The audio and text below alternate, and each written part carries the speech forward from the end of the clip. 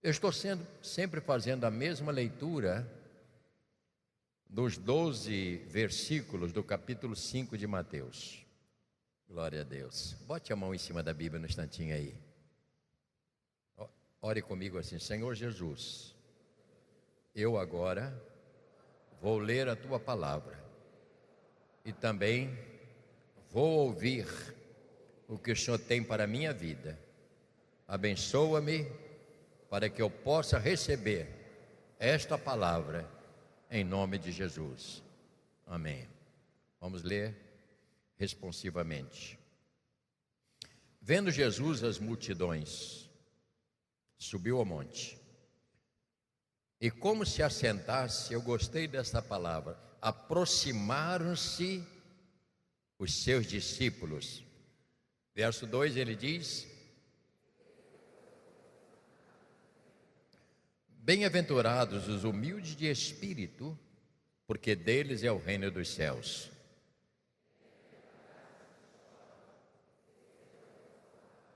Bem-aventurados os mansos, porque herdarão a terra.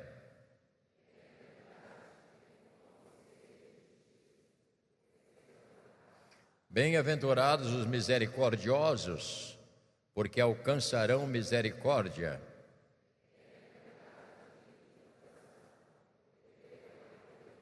Bem-aventurados os pacificadores, porque serão chamados filhos de Deus.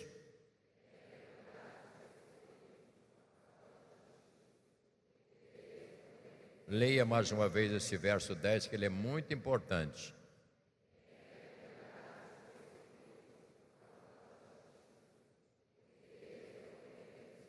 E mais uma outra bênção, verso 11, leia comigo. Bem-aventurados sois, quando por minha causa vos injuriarem e vos perseguirem, e mentindo disserem todo mal contra vós. O que é que tem que ser feito? Regozijai-vos e exultai, porque é grande o vosso galardão nos céus, pois assim perseguiram os profetas que viveram antes de vós. Podeis sentar. Obrigado. Portanto, eu tenho intitulado esta mensagem aqui, irmãos, os degraus para chegar à presença de Deus. E depois nós vamos ter aqui as portas, porque quando você sobe os degraus numa igreja, você encontra os átrios, aquela frente onde você para, e ali tem as portas para você entrar. E eu estou criando na minha mente algumas coisas que eu vejo, que cada porta daquela tem um nome, e nós vamos trabalhar em cima destes nomes dessas portas a partir de mais os outros capítulos que vai seguir aqui, porque o que Jesus fez foi exatamente isto, nos chamando a atenção, nos chamando para perto, para a gente começar a entender mais sobre a sua palavra. Então, os títulos é degrau. Por quê? Porque quando você pisa o primeiro degrau, qual foi o primeiro degrau aí? Você, olha para mim. Qual foi o primeiro degrau que nós pisamos? Bem-aventurados o quê? Uma das coisas mais difíceis nesta vida, irmãos, é humildade, né? Normalmente nós não gostamos desta palavra, né? Achamos que se humilhar é diminuir, é fazer você nada. Não é este o contexto. Mas quando você pisa nesse degrau, é o primeiro degrau, ter humildade para reconhecer a sua incapacidade, a sua fragilidade e o privilégio que você vai ter de chegar até a presença de Deus. Segundo degrau foi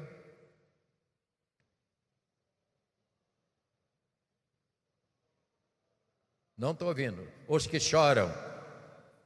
E a Bíblia não fala que bem-aventurado o manhoso, que qualquer coisinha chora. Tem gente que chora porque não consegue matar o outro, chora de raiva. Esse choro mas não, a Bíblia não fala desse choro, daquele que chora da sua incapacidade de ser um pecador e ainda viver ofendendo a Deus com a sua vida errada.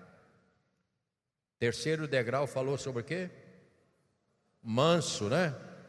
E eu disse que manso não é aquele que fala baixinho, não é aquela pessoa, sim, não. Manso é uma coisa do espírito. É quando você é incapaz de responder com uma palavra agressiva. A pessoa fala com você, às vezes você não gosta, mas você mansamente, você trata do assunto. E isso é difícil também, porque normalmente nós não somos flor que se cheira, né? Não é verdade? Pisou no nosso calo, a gente pisa na canela dele, né? Nós não somos mansos. E a Bíblia diz que você, para chegar até aqui, você tem que pisar esses degraus e reconhecer a sua própria incapacidade até chegar aqui, porque aqui tem as portas que você vai entrar, porque dentro do cenáculo antigo tinha várias portas, e nós vamos descobrir essas portas futuramente. Hoje, portanto, a Bíblia fala: bem-aventurados que têm fome e sede de justiça. O que vai acontecer com eles? Porque serão fartos. Cada degrau desse texto que Jesus colocou no seu sermão, ele está falando do nível de aperfeiçoamento da vida espiritual. Você pode entender isto? Cada degrau que você vai subindo, dentro desse contexto aqui, desse texto dele, aliás, ele fala exatamente disso, falando do nível de aperfeiçoamento da vida espiritual. Porque, meus queridos irmãos, ninguém se torna espiritual no dia que você aceita Jesus como Senhor e Salvador. Naquele dia você reconhece a Ele como Salvador e você se rende, mas você não sabe nada. Você não sabe os princípios, você não sabe como agir como cristão.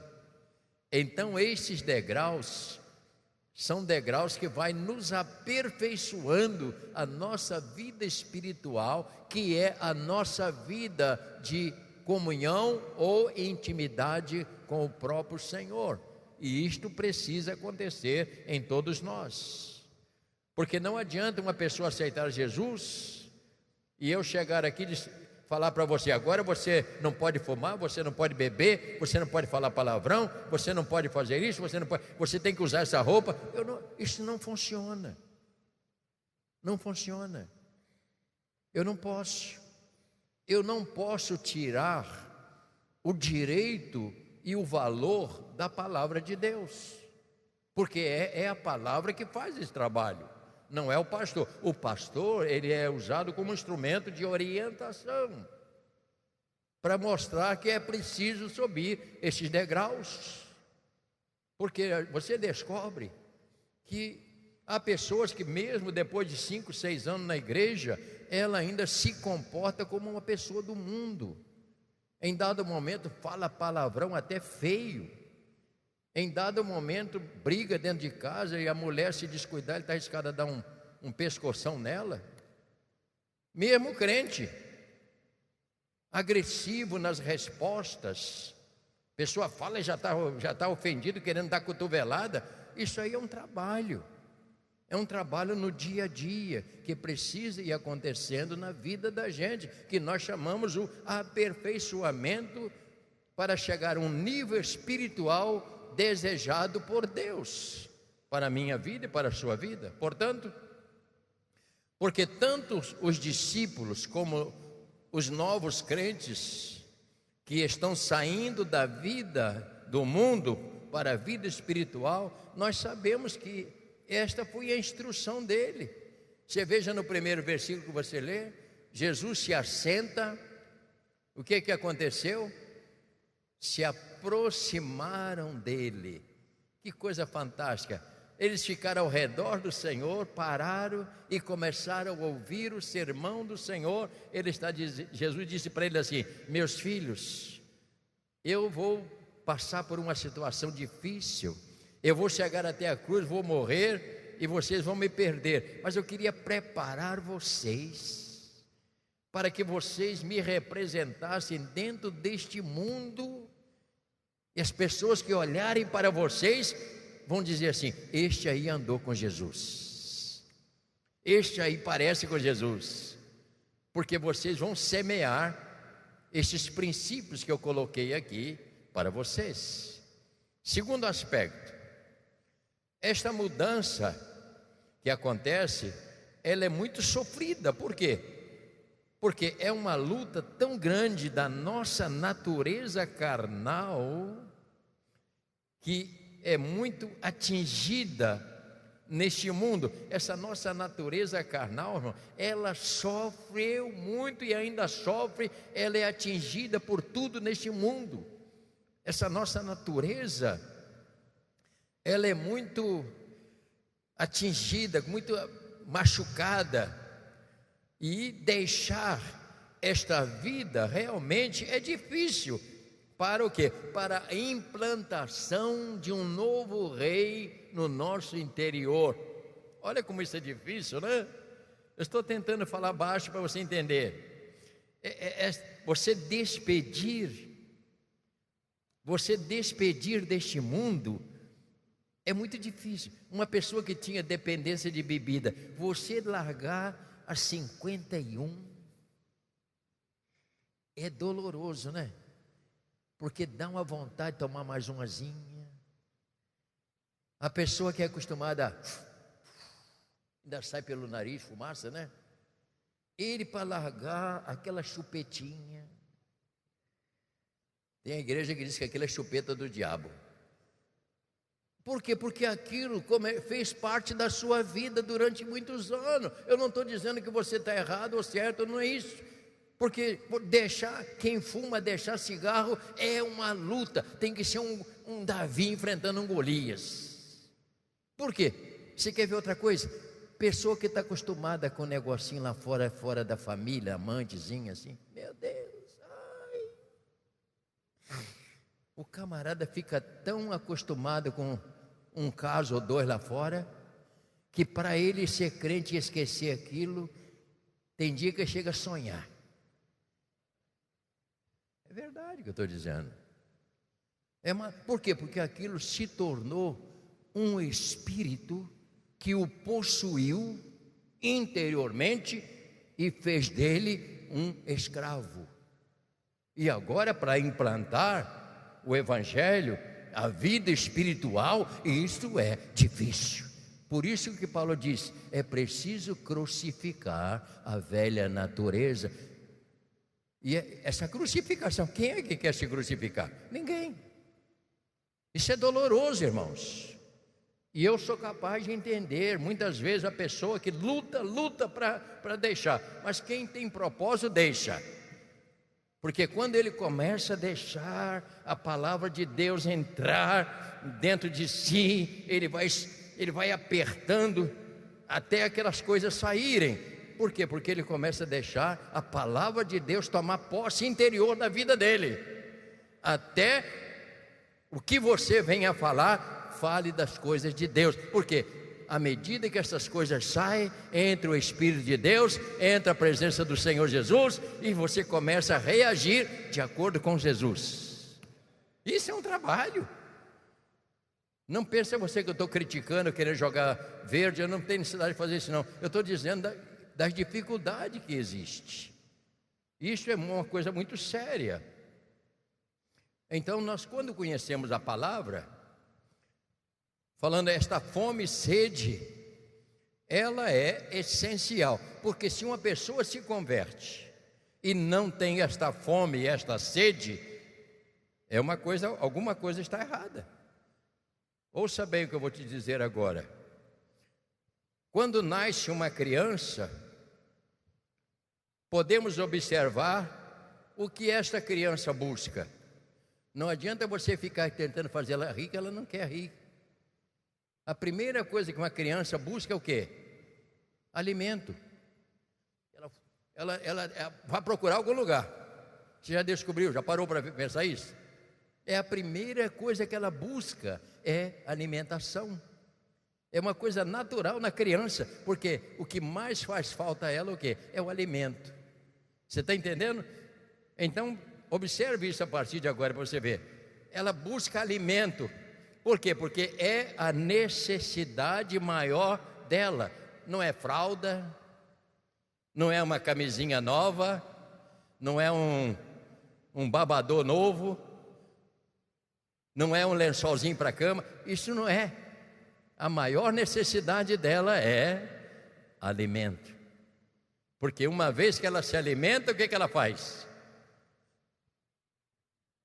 Ela se desmonta, né? Aí a mamãe tem que botar ela em pé aqui, né? Para que você bota o neném em pé aqui no ombro depois que você dá mamar a ela? Para quê? Rotar. Se um adulto rodar depois do almoço, a pessoa, ô rapaz, que falta de educação, né? Mas a criança é a primeira coisa que faz. Por quê? Porque ela precisa jogar. Ela jogou para dentro de si ar, com puxar, e ela precisa jogar para fora, porque senão aquilo vai voltar ao alimento. É uma coisa, Deus é muito bom nesse contexto, né? Então a criança precisa ser cuidada. Nós, como novos crentes que somos, também nós precisamos, irmãos, ser educados, precisamos ser trabalhados pelo Senhor. Ele precisa tratar de mim e de você. Para quê? Para que você possa crescer com saúde. A pior coisa que tem é um crente doente. Um crente que nunca chegou a ser crente direito e ele fica doente. Reclama de tudo, vê defeito em todo mundo. Ele é uma pessoa doente, ele não conseguiu enxergar além. Então essa criança busca alimento, é a necessidade maior. E isto acontece, e deve acontecer, ter esta fome e sede de ter uma vida justa diante de Deus. Porque se você se converte ao Evangelho, à medida que você conhece a palavra, se você não sentir esta fome, esse desejo de ter uma vida correta diante de Deus, alguma coisa está errada. E a Bíblia fala desta fome. Eu tenho que ter fome e sede de ter uma vida correta diante de Deus, uma vida que não agrida o meu Senhor, uma vida que respalde o Evangelho que entrou na minha vida. Esta é a sede e a fome que tem que ter. Você descobre que um crente novo, ele tem muito desejo de ler a palavra, né? Ele quase que lê de toda... isso é natural, é a fome que ele precisa. Você descobre o que acontece quando você se converte ao Evangelho. Hoje tem reunião de oração na casa da irmã Fidelina. Você está na casa da irmã Fidelina. Hoje ele diz, tem lá. Porque esta fome é tão grande. Agora depois que você fica maior, que fica com a barriguinha meio grande, sabe como é que quando a barriguinha cresce? Não, hoje não vou na igreja não, que está muito calor. Ainda mais lá na igreja, o ar-condicionado não está dando conta. Não vou na igreja hoje não, porque quem vai pregar é falando, não, hoje não vou não. É quando você já está com a barriguinha cheia. E alguns enchem demais até. Não é assim? A criança, depois que cresce um bocadinho, a mamãe quer dar mamar, ele não quer, né? Por quê? Porque ele não está com fome. Então, esta fome, sede de justiça, é essa que a Bíblia fala. É o desejo de ter uma vida correta, que corresponda àquilo que você recebeu do Senhor Jesus. Esta é a fome, mas tem mais coisas ainda, né? Quando Jesus disse que bem-aventurado é quem tem esta fome, isto quer dizer, é a pessoa que busca ter uma vida justa diante de Deus. Esta é a justiça que nós desejamos e precisa ser buscada. Mas para isto, a nossa mente, ela precisa ser e ter a mente de Cristo. Porque enquanto eu não tenho a mente de Cristo, eu não tenho esta fome. E aí é o Evangelho, você aceita o Evangelho, mas você não permitiu o Evangelho entrar. Aí vem as teorias. Há pessoas que dizem assim, Ah, eu conheço a Bíblia toda. Não adianta falar bem que eu conheço toda. A única diferença é que ele não pratica nada. Ele conhece, porque ele lê. Aquilo fica só na cabeça, mas não vai para o coração, para a mente do espírito. E ele aí não tem recursos nenhum. Isso é natural. Por isso a palavra do Senhor diz que bem-aventurado é aqueles que têm fome e sede de justiça. Vamos dar uma olhada num texto aqui, se você puder me acompanhar. Hebreus é um livro lá no final. Ele fica depois de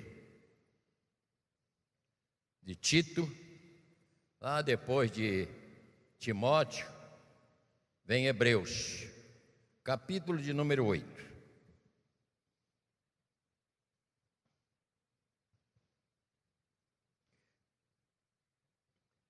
Fala de uma aliança. Eu vejo que este livro de Hebreus é um livro muito profético. Tanto que ninguém se arrisca a dizer quem é o autor, né?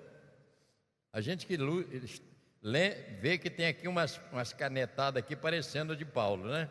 Mas não está escrito. Não está escrito. Hebreus capítulo 8, todos encontraram? Sem olhar para a Bíblia do irmão? Diz assim: porque verso 10. Porque esta é a aliança que firmarei com a casa de Israel depois daqueles dias, diz o Senhor. O que ele faz? Na sua mente faz o quê? Imprimirei as minhas leis. Também sobre o seu coração as escreverei. Para quê? Para que eu serei o seu Deus, e eles serão o quê? O meu povo. Olha para mim no instante. Como posso eu ser de Deus se eu não tenho a lei dele escrita dentro de mim? Se eu não tenho os princípios dele dentro da minha vida? Eu não posso. Eu posso até falar em Deus, mas eu não tenho. Por quê? Porque o texto é muito claro para a gente. Eu escreverei na sua mente e colocarei dentro do coração. Vamos ver como é que funciona mais um pouquinho isso aqui. E não ensinará jamais cada um ao seu próximo, nem cada um ao seu irmão, dizendo: conhece o Senhor? Porque todos me conhecerão, desde o menor deles até o maior. Pois para com as suas iniquidades usarei de misericórdia, e dos seus pecados jamais me lembrarei. Quando ele diz nova, torna-se antiquada a primeira. Ora, aquilo que se torna antiquado, envelhecido, está prestes a desaparecer. Ele está falando da lei mosaica, da lei antiga. E com a vinda de Cristo, porque naquele tempo você não tinha lei dentro de você, você tinha uma lei para práticas naturais, humanas, de princípios de uma sociedade. Você não pode fazer isso, você não pode fazer aquilo, você não pode fazer isso, você não pode fazer aquilo, tem que andar com essa roupa, tem que andar com aquilo. Agora não, com a vinda de Jesus, ele veio, o que ele faz? Ele agora, com a sua vinda, com o Evangelho, eu o aceito, ele imprime dentro da minha mente as suas leis. E eu não peco, não é porque eu não tenho a natureza de pecar. Ela existe. Mas eu não vou ao pecado, por quê? Porque a lei dele foi implantada na minha mente e no meu coração, e ela se torna mais forte do que a minha natureza carnal. Você descobre pessoas que aceitam o Evangelho. Poxa, fulano aceitou o Evangelho, estava indo no escudo, agora voltou, está bebendo outra vez, está fumando outra vez, está fazendo tudo outra vez. Ele simplesmente entrou na igreja, até passa pelas águas. Tem pessoas que é batizada, passou pelas águas, mas não tem vida cristã. Por quê? Porque ele jamais permitiu que as leis fossem implantadas na mente e no coração. Isso é muito sério, irmãos. Isso é assunto para gente grande. Isso é assunto para gente maior de idade, como nós somos. Portanto, essa lei divina, elas precisam ser implantadas mediante o quê? O Evangelho, a palavra de Deus. Daqui por diante você vê princípios que Jesus começa a falar, capítulo 6, 7, e ele vai seguindo por ele afora, e ali nós temos então muitas coisas diferentes. Mas a base principal é como a criança. A primeira coisa que você tem que fazer com a criança é dar alimento normalmente até esta criança crescer. E ela vai depender do alimento, do cuidado. Quando ela começa a andar, né? Você tem que segurar para ver se ela não cai, machucar o narizinho no chão, né? Não é assim que ele faz? Vem com mamãe, vem com mamãe. Ele vai caindo e segura, né? Tem crente que é assim, fica toda a vida. A gente tem que ficar assim, vem cá, neném, vem cá, neném. Cara com 70 anos, vem cá, neném, vem cá. Porque está na igreja há tanto tempo, mas não, parece criança. De repente começa. Há poucos dias, uma irmã aqui na igreja, aqui dentro, foi falar com ela um negócio ali, minha irmã, se você vê os palavrões que essa mulher xingou, do pior que você possa imaginar. E aqui dentro da igreja há muito tempo, uma pessoa dessa jamais viu a Cristo. Sua natureza continua pior ainda. Palavrões ofensivo, agressivo. Como é que pode uma pessoa que aceitou o Evangelho, que está com a... Irmãos, ele não consegue, porque a natureza dele foi dominada pelo Espírito de Deus. Ainda que ele lembre dos palavrões, ele não as expressa. Por quê? Porque elas estão destruídas. Elas existem, mas estão prisioneiras por causa do sangue de Jesus Cristo e o perdão que nós recebemos do Senhor. Então essas leis são importantes. Agora, há pessoas que dizem assim, ele pensa que a justiça é essa. Olha, meu irmão, aleluia, graças a Jesus. Olha, me fez mal, vai ver com quantos Deus vai pesar a mão. Se Deus é justo, Ele vai destruir aquela pessoa. Essa é a justiça que a pessoa pensa. Isso é coisa mundana. Essa justiça que a pessoa... Tem muitos crentes que pensam nisso. Eu sou a serva do Senhor, que eu estou tão justo, mas fulano tem feito isso. Mas ele vai ver, se Deus é justo, vai desgraçar com a vida dele. Essa é a justiça humana. É o olho por olho, dente por dente. Essa fome, você vai morrer de fome, porque Deus não vai fazer. Porque isso não é o que está dizendo ali. Fome, sede de justiça, não é Ele fazer aquilo que vai te satisfazer. Isso aí não existe. Mas tem pessoas que pensam que é isso que... Olha, se Deus é Deus... Meu marido... Eu ia contar um caos agora, nem vou contar não, que você vai rir, eu não quero que você ria. Impossível. Impossível você querer lutar contra isso. Você não vai. Pessoas vão te machucar, vai te ofender, e você não vai se ofender. Eles vão te ofender, mas você jamais se ressente daquela ofensa. Por quê? Porque o seu coração tem um novo dono, e você não vai desejar que aquela pessoa seja destruída. Pelo contrário, se você é crente, vai dizer, o Senhor vai tocar naquele coração, vai tirar aquele espírito de Satanás da dele ou nela, e ele vai mudar. Essa é a justiça que a gente deve buscar. Não querer matar a pessoa, ou querer que Deus pese a mão. Pensa que, Deus vai pesar a mão. Irmão, para com esse negócio de Deus pesar a mão, irmãos. Tem gente que tem... Não, porque Deus vai pesar a mão. Deus não pesa a mão, a pessoa é que sai debaixo da mão de Deus. Porque quando você insiste em fazer uma coisa errada e você sabe que está errado, você vai sofrer, não porque Deus quer, mas porque você se expôs ao sofrimento. Você se colocou novamente com a canga no pescoço deste mundo para sofrer. Mas Deus não vai agir dessa maneira como você pensa. Para com esse negócio que... Não, porque Deus vai pesar a mão. Deus não pesa. Até porque Deus não está... A Bíblia diz que Ele está com as mãos estendidas para que não possa deixar de salvar. Como é que Ele de repente está salvando? Agora não, agora eu vou matar o Jonas. Pá! Isso é falta, sabe de quê? Conhecimento da palavra. É falta de crescimento. Ninguém, irmãos. Diabo é diabo, você não adianta. Diabo é diabo. Não tente você pensar que Deus vai fazer alguma coisa. Não, porque eu sou o servo de Deus, muito fiel. E lá o meu colega de trabalho tem feito mal. Mas se Deus é fiel, ele vai ser achatado, ele vai ser mandado embora. Essa é a justiça que você gostaria. Você gostaria disso, mas ele não vai fazer. Porque Deus não vai atender você assim. Portanto, a Bíblia diz: se alguém te dá um tapa no lado,